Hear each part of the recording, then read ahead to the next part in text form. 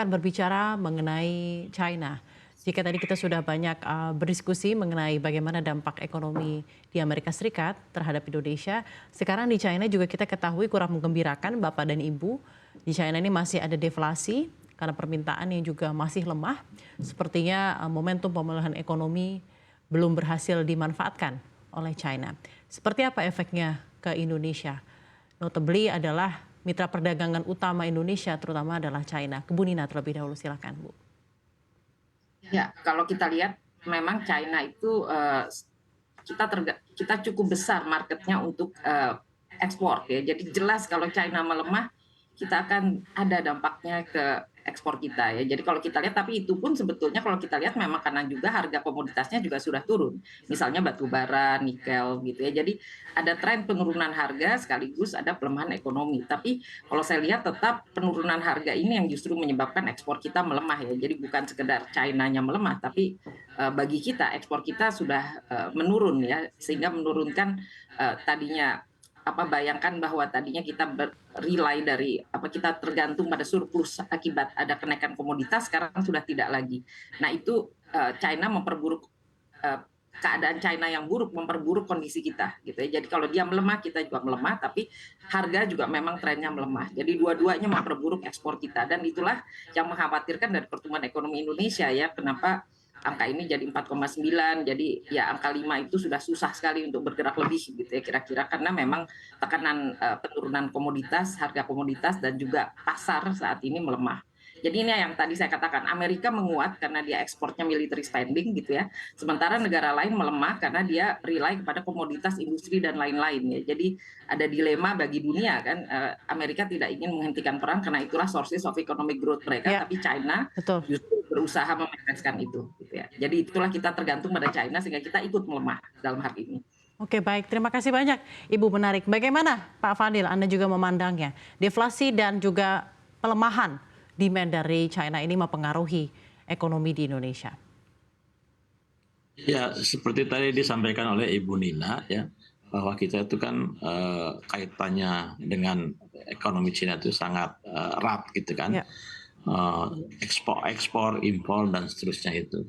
Dan bahkan terakhir ini kan investasi juga ya kan.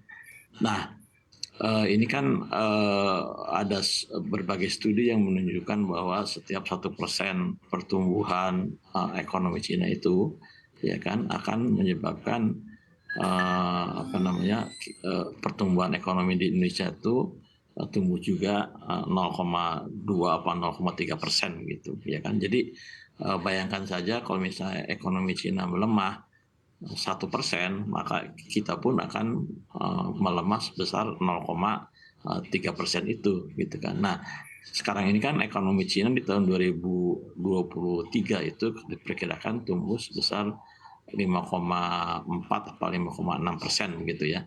Tetapi kemudian di tahun 2024 itu akan tumbuhnya itu hanya sekitar 4,6% gitu. Jadi saya kira di tahun 2024 ini ekspor kita ke sana ke Cina itu juga akan mengalami perlambatan, dan dengan demikian pertumbuhan ekonomi kita pun saya kira akan mengikuti tren daripada pertumbuhan ekonomi di Cina itu, walaupun kita juga harus memperkirakan faktor-faktor domestik lainnya dan faktor-faktor lainnya dalam melihat pertumbuhan ekonomi di Indonesia. Tapi kalau misalnya ceteris paribus gitu faktor-faktor lainnya kemudian ekonomi Cina melemah, maka kita pun akan mengalami pelemahan tadi itu gitu ya.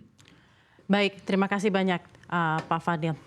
Tadi karena Ibu Nina sempat menyentuh mengenai target ekonomi, 5% itu sangat sulit dicapai gitu ya Bu ya.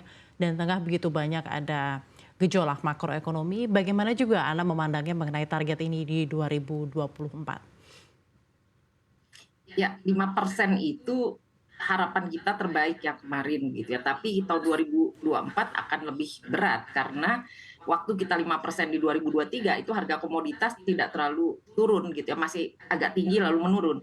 Nah, sekarang 2024 kalau kita lihat akan lebih buruk lagi. Jadi akan terbayanglah oleh kita beban dari current account ya, jadi ekspor impor kita defisit gitu ya, dan kemudian dari sisi investasi ada pelemahan. Kenapa? Karena semua orang wait and see dari kondisi pemilu ya. Jadi kita akan lihat juga sekaligus adanya suku bunga yang naik. Jadi kita lihat sumber pertumbuhan ekonomi kita ya consumption untuk tahun depan. Jadi konsumsi pun juga tidak akan terlalu mengembirakan kalau daya belinya lemah gitu ya. Jadi kita lihat lagi kan investasi juga melemah dan juga kita lihat ekspor juga sudah jelas kemarin datanya juga tidak lagi source of economic growth gitu ya karena menurun.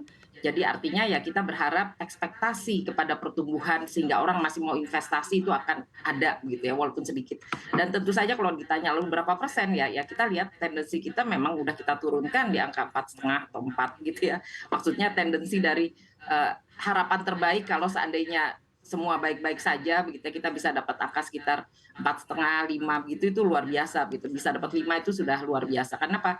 Karena tekanan globalnya demikian berat dan domestik kita sedang di dalam negeri kita akan ekspektasinya adalah menunggu wait and see ya, jadi artinya investasi kita tidak akan cepat gitu. Dan itu terlihat hanya spending consumption yang dari fiskal itu yang tampaknya BLT dan sebagainya akan digenjot ya di semester ini dan semester depan gitu, triwulan terakhir dan triwulan 1 ini yang akan mungkin membantu sedikit. Spending consumption dari fiskal berarti government spending ya Bu? Ya betul, jadi yang BLT yang apa kan ini akan dilontorkan besar-besar kan di triwulan 4 dan di triwulan 1 2024 ya. Jadi untuk menstabilkan harga berbagai cara lah supaya gejolak harga itu tidak terlalu menyebabkan rakyat miskin. Nah itu harapan dari sisi G, dari sisi government spending. Untuk menjaga daya beli masyarakat ya Bu ya? Daya beli C ya, jadi akan ada naik C tapi harus G-nya harus cepat begitu kan mengejar itu. Nah itu yang berat gitu.